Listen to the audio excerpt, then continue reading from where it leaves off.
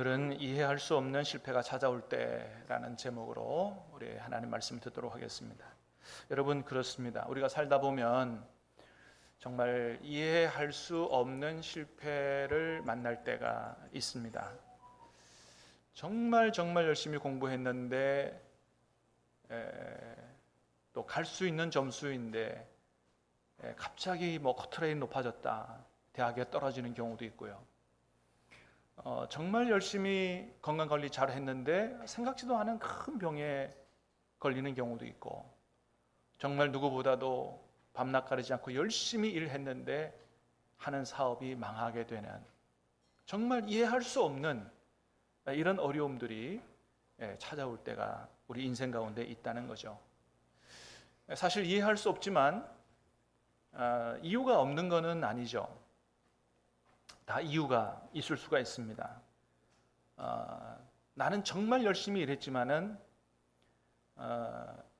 IMF 같은 굉장히 거대한 위기의 바람이 불어오면 내가 열심히 한 것과는 별로 상관없이 그렇게 또 내 사업이 무너지는 경우도 있고요.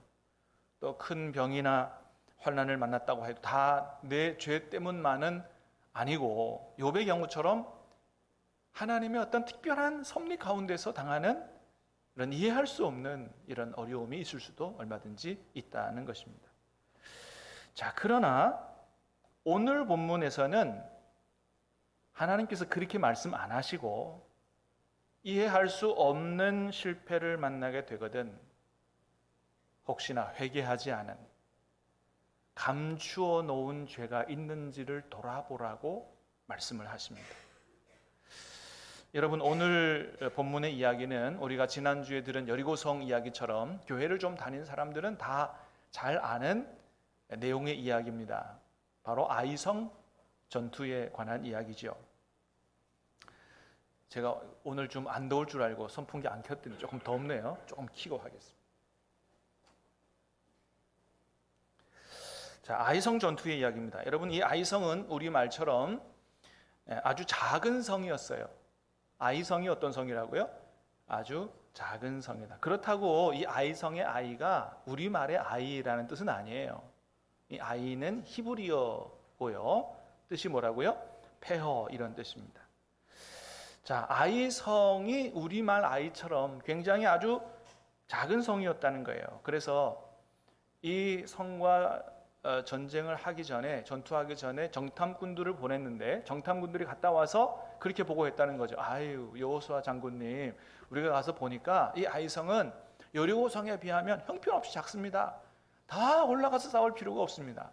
그저 한 2-3천 명만 보내면 얼마든지 이 아이성을 우리가 점령할 수 있을 것 같습니다. 여호수아가 그 얘기를 듣고, 그 보고를 듣고 한 2-3천 명만 올려 보낸 거예요. 넉넉히 이길 수 있다고 생각했습니다. 그런데 어떻게 했다고요? 오히려 그 아이성 전투에서 수십 명이 죽는 이런 참패를 겪고 말았다고 하는 것입니다. 도저히 생각해도 이해가 안 돼요. 이건 분명히 이 정도면 충분히 이길 수 있는데 완전히 패배한 것입니다. 있을 수 없는 일이 일어난 것이죠. 여러분, 이때 여호수아가 어떻게 했다고 성경은 기록하고 있습니까? 하나님 앞에 엎어졌다고 기록하고 있어요. 6절 말씀 같이 보겠습니다. 시작. 여호수아가 옷을 찢고 이스라엘 장로들과 함께 여호와의 궤 앞에서 땅에 엎드려 머리에 티끌을 뒤집어 쓰고 저물도록 있다가 이르되 슬프도소이다. 여호수아가 하나님 앞에 엎어졌어요. 땅에 엎드려서 머리에 티끌을 뒤집어 쓰고 저물도록 하나님 앞에 엎어져 있었다. 여러분, 보통 사람들은 정말 이해할 수 없는 큰 실패나 어려움을 겪게 되면 보통은 반응들이 어때요? 낙심하고 주저앉아 있거나, 아니면 술집에 가가지고 술을 진탕 먹고 좀 자기 이 힘든 마음을 달래보려고 하거나, 또 어떤 사람은 왜 이런 결과가 나왔는지 머리를 싸매고 분석하는 여러 가지 사람들이 있을 수 있습니다. 자, 그런데 여러분, 여호수아는 어떻게 했다고요?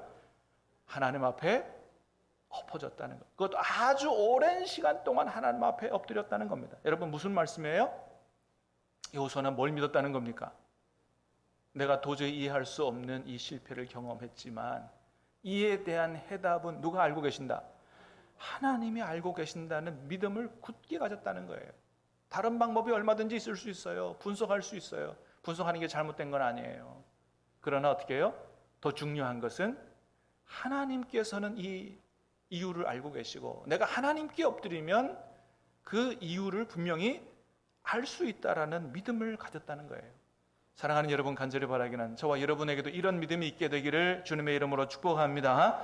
그래서 도저히 이해할 수 없는 어려움과 이해할 수 없는 실패를 겪었다고 해서 여러분 너무 낙심하고 있지 말고, 술집 찾아가지도 마시고, 영도다리는 더욱 찾아가지 마시고 하나님 앞에 엎드리시기를 주님의 이름으로 축복합니다. 내가 반드시 하나님 앞에서 내가 해답을 얻으리라. 하나님은 알고 계시니 하나님 내 기도에 응답해 주시고 하나님께서 길을 열어주실 것이라고 믿고 여러분 그 굳은 믿음으로 하나님 앞에 기도할 수 있기를 주님의 이름으로 축복합니다. 여호수아는 그런 믿음을 가졌어요. 그 여호수아의 믿음대로 하나님이 여호수아 기도에 응답을 하셨습니다. 자, 10절, 11절 두 절입니다. 시작. 여호와께서 여호수아에게 이르시되 일어나라, 어찌하여 이렇게 엎드렸느냐. 이스라엘이 범죄하여 내가 너희들에게 명령한 나의 언약을 어겼으며 또한 그들이 온전히 바친 물건을 가져가고 도둑질하며 속이고 그것을 그들의 물건들 가운데 두었느니라. 아멘. 하나님이 그 여호수아의 기도에 응답하셔서 왜 너희가 이해할 수 없는 실패를 겪었는지에 대한 이유를 말씀해 주세요. 어찌하여 이렇게 엎드렸느냐. 일어나라. 그리고 11절에 뭐라 그러세요? 이스라엘이 범죄하여 내가 너희에게 온전히 바친 물건을 바치지 않고 도둑질했다. 여러분, 누가 범죄했다고 하나님 말씀하세요? 이스라엘. 근데 사실은 누가 범죄한 겁니까? 아간이 범죄한 거죠. 아간이 죄를 지은 거예요. 근데 하나님 뭐라 그러신다고요? 이스라엘이 범죄했다고 말씀하세요. 무슨 얘기예요? 비록 죄는 아간이 지었지만 그 책임이 다만 아간 한 사람에게만 있는 게 아니라는 거예요. 여러분, 이스라엘은 어떤 공동체입니까? 신앙 공동체입니다. 이스라엘은 신앙 공동체예요. 단순히 많은 사람들이 모여든 군중이 아니고요. 여호와 하나님을 유일한 하나님으로 믿고 섬기는 같은 신앙을 가진 신앙 공동체입니다. 다시 말하면 교회 안에서 일어나는 어떤 일에 대해서, 어떤 범죄에 대해서는 그 사람의 책임만 있는 게 아니라는 거예요. 물론 책임이 그 사람이 제일 크겠지요. 그러나 그 사람에게만 책임이 있는 게 아니고 공동 책임이 있다. 모든 교회 성도들에게 공동 책임이 있다는 거예요. 여러분, 어떤 공동 책임이 있어요? 그 사람이 그런 죄에 빠지지 않도록 평소의 믿음을 잘 세워주고 붙들어주지 못한 책임이 우리 모두에게 있는 것이다 라고 하는 겁니다. 그래서 여러분, 히브리서 10장에서 이렇게 말씀하세요. 같이 읽어볼까요? 시작. 또 약속하신 이는 미쁘시니 우리가 믿는 도리의 소망을 움직이지 말며 굳게 잡고 서로 돌아보아 사랑과 선행을 격려하며 모이기를 패하는 어떤 사람의 습관과 같이 하지 말고 오직 권하여 그날이 가까이 올 볼수록 더욱 그리하자. 어떻게 하라고 말씀하세요? 서로 돌아보라고 말씀하세요. 서로 돌아봐야 된다. 그리고 어떻게 해요? 오직 권해야 된다. 서로 권면해야 된다는 거예요.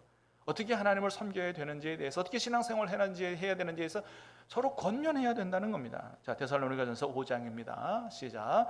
그러므로 피차 권면하고 덕을 세우기를 너희가 한 것 같이 하라.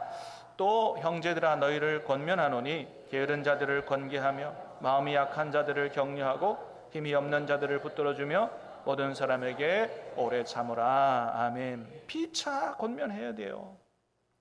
서로 덕을 세우기를 힘쓰고 게으른 자들을 권계하고 마음이 약한 자들을 격려하고 힘이 없는 자들을 붙들어주며 모든 사람에게 오래 참는 이런 신앙생활을 해야 된다. 여러분, 그래서 신앙생활은 늘 말씀드리지만 절대 혼자 하는 게 아니다라고 하는 거예요. 여러분, 그래서 절대로 그냥 교회 와서 예배만 드리고 집에 혼자 가고 그렇게 하지 마세요. 주님의 몸된 교회를 세운 이유는 혼자 신앙생활 하라는 것이 아니고, 주님의 뜻은 뭐예요? 함께 신앙생활 해라. 함께 하나님을 섬기고 함께 합심하고 합력하고, 그래서 하나님을 섬기라고 교회를 세운 것입니다. 나 혼자 열심히 잘 믿었다고 주님 앞에 가서 칭찬 듣는 게 아니라는 거예요. 그래, 너 혼자 열심히 잘 믿었냐? 옆에 있는 사람은 어떻게 했느냐? 주님이 분명히 그거 물으신다는 거죠. 그렇습니다. 그래서 나만 열심히 잘 믿는 것이 아니고 주님께서 십자가의 보혈로 만나게 하시고 엮어주신 믿음의 형제 자매들이 어떻게 살아가고 있는지, 어떻게 신앙생활하고 있는지를 서로 돌아보고 권면하고 세워주고 붙들어주는 이런 교회가 돼야 한다. 사랑하는 여러분, 간절히 바라요. 우리 신암교회는 그런 교회 될 수 있기를 주님의 이름으로 축복합니다.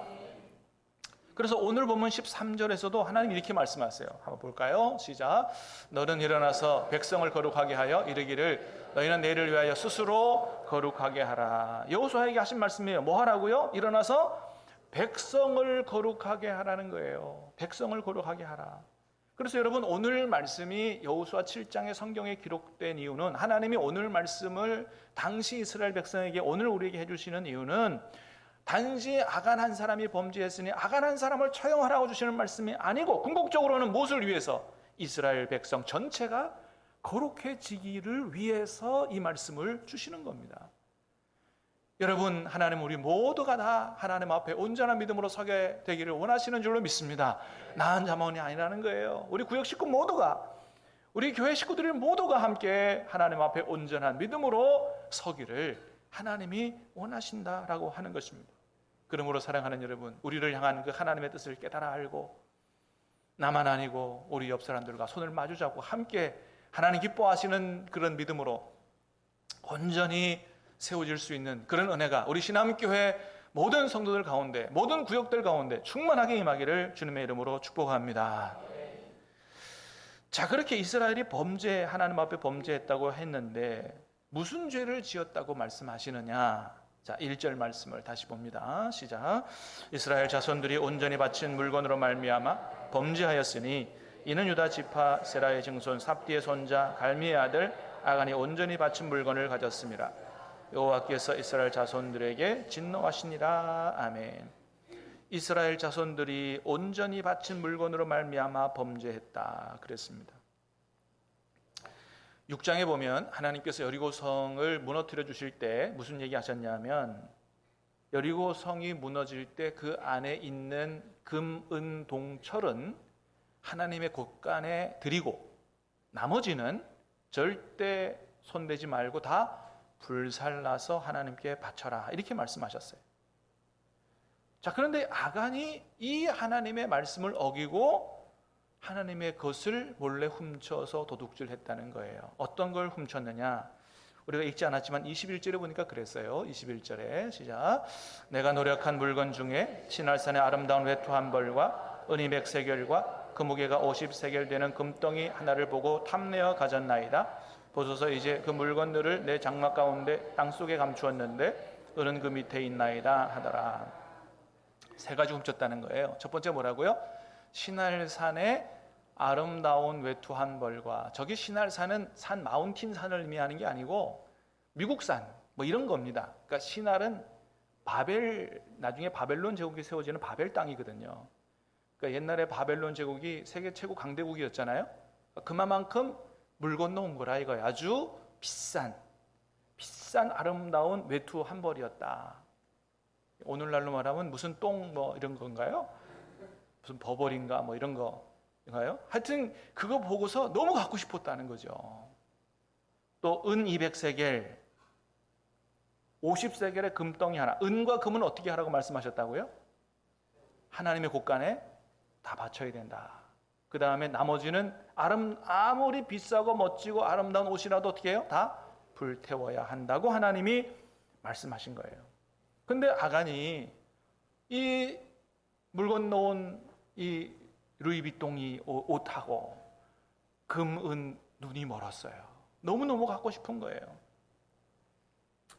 근데 사실 이 정도는 여리고성 전체를 무너뜨리고 노략물 중에서 전체 노략물 중에를 비교하면 사실은 그렇게 큰 거는 아니죠. 작은 거에 불과한 거예요. 그래서 아마 아간도 그렇게 생각했던 것 같아요. 이 정도는 괜찮을 거야. 이 정도는 하나님 모르실 거야.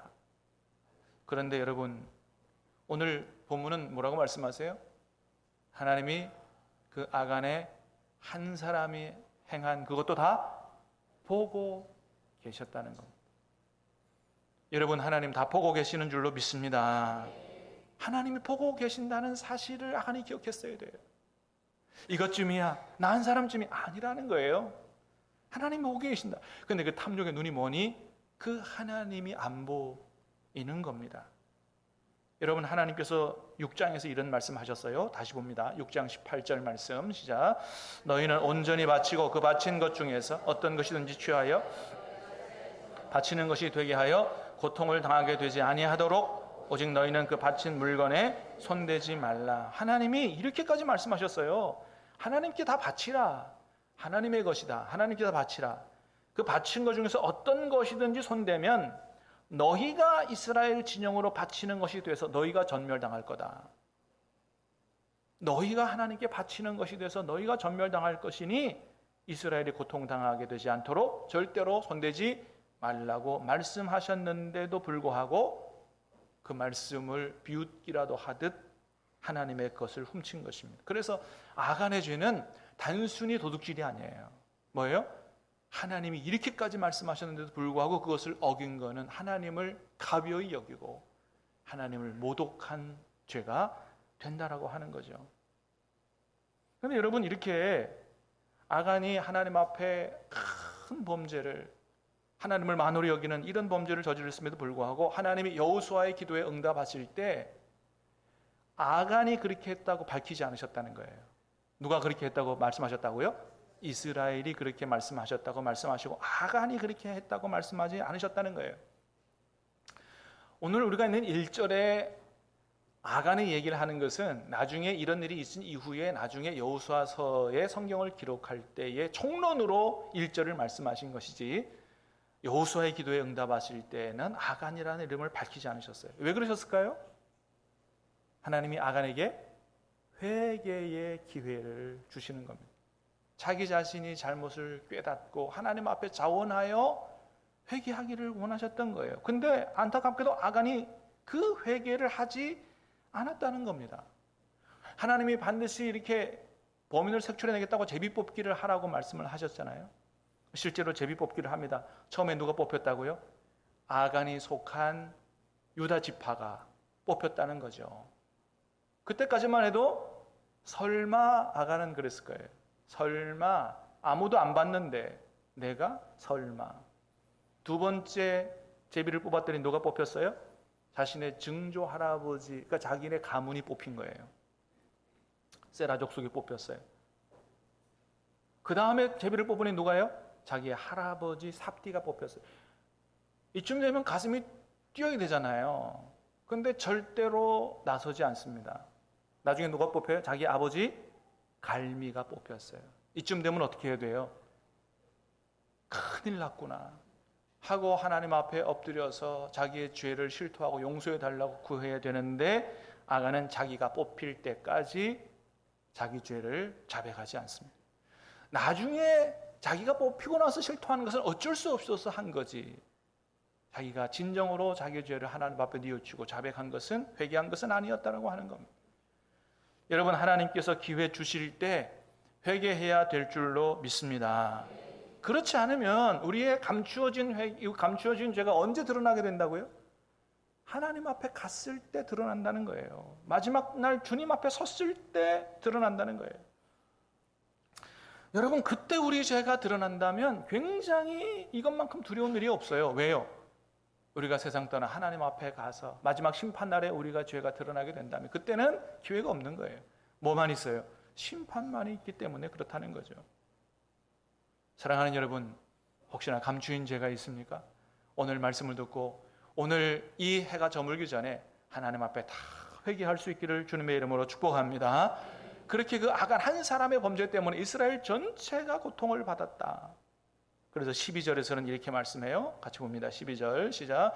그러므로 이스라엘 자손들이 그들의 원수 앞에 능히 맞서서 못하고 그들 앞에서 도와섰나니 이는 그들도 온전히 바친 것이 됨이라. 그 온전히 바친 물건을 너희 중에서 멸하지 아니하면 너희와 함께 있지 아니하니라. 아멘. 아간의 죄 때문에 이스라엘 자손들이 원수 앞에서 맞서지 못하고 충분히 자기들의 힘으로도 이길 수 있는 아이성에서 대패했다. 하나님 말씀하십니다. 그걸 제하기 전까지는 내가 다시는 너희와 함께 있지 않을 것이라고 말씀하세요. 이스라엘의 패배의 원인은, 이스라엘이 무기력해진 원인은 바로 그 아간의 감추어진 회개하지 않는 죄 때문이라는 거예요. 하나님이 도우실 수가 없었다는 겁니다. 여러분, 오늘도 여전히 하나님께서 우리와 함께 하시는 줄로 믿습니다. 우리 한국교회와 함께 하시는 줄로 믿습니다. 하나님이 우리와 함께 하시는데, 살아계신 하나님, 창조주 하나님, 전능하신 하나님이 우리와 함께 하시는데 왜 우리 한국교회가 이렇게 힘을 발휘하지 못하고 무능력하게 이렇게 되어버렸느냐? 혹시 우리의 회개하지 않은 감추인 죄 때문은 아니냐라고 하는 것입니다. 우리가 도저히 이해할 수 없는, 이거는 있을 수 없는, 얼마든지 우리가 이것은 잘 될 수 있고 성공할 수 있는데 이해할 수 없는 실패를 마주할 때 혹시 그것은 우리의 감추어진 죄 때문은 아닌가? 하나님이 그것을 돌아보라고 오늘 우리에게 말씀하신다는 거예요. 여러분, 사실 오늘 말씀을 범죄한 아간에 초점을 맞추지 않고 다른 이스라엘 백성들에게 초점을 맞추어 본다면 당시 이스라엘 안에는 굉장히 놀라운 영적 부흥의 역사가 일어나고 있었던 것을 보게 돼요. 무슨 말인가 하면, 여러분, 여리고성 무너뜨릴 때 그 수많은 재물을 보고서도 탐욕에 빠져 하나님과 도둑질한 사람은 아간 딱 한 사람뿐이었다는 겁니다. 여러분, 이거 대단한 거 아니에요? 사실 옛날에 전쟁을 하게 되면 전쟁해서 승리한 군사들은 노량물을 얻어요. 거기 금은동철, 그죠? 그런 재물을 얻고 또 심지어는 사람까지 자기가 뭐 처형하든지 노예를 쓰든지 사람까지 얻게 되는, 이게 다 노량물이에요. 그런데 하나님 뭐라 그러셨다고요? 하나님의 곳간에 드리고 나머지는 다 불살라 바치라고 하나님 말씀하셨다고. 여러분, 딱 한 사람 빼놓고는 전부 그 말씀을 지켰다는 겁니다. 여러분, 대단한 거 아니겠어요? 그렇게 아간이라는 사람 빼고 그 당시에 많은 사람들은 대부분 하나님의 말씀에 모든 자기의 탐욕을 내려놓고 하나님 말씀에 온전히 순종하는 이런 온전한 믿음으로 서기 시작했다고 하는 겁니다. 왜 그럴 수 있었을까요? 살아계신 하나님이 자기들 안에 역사하는 것을 두 눈으로 똑똑히 보았기 때문에. 갈라질 수 없는 요단강이 갈라졌어요. 할렐루야. 할례를 행하고 적군 앞에 누워 있었어도 하나님께서 지켜주시는 것들을 경험했고, 또 여리고성이, 무너질 수 없는 여리고성이 무너지는 것들을 똑똑히 두 눈으로 보았기 때문입니다. 여러분, 이런 정도의 우리 안에서 하나님이 살아 역사하심을 보면 이런 믿음으로 서는 게 당연한 거 아니겠어요? 그런데 아간은 그 와중에도 그 하나님을 잊어버리고 범죄했다. 아간 같은 사람이 나오더라라고 하는 겁니다. 그런데 여러분, 우리는 이 아간을 너무 뭐라고 할 수가 없어요. 왜 그렇습니까? 어찌 보면 우리는 아간보다 더한 사람일 수가 있기 때문에 그렇습니다.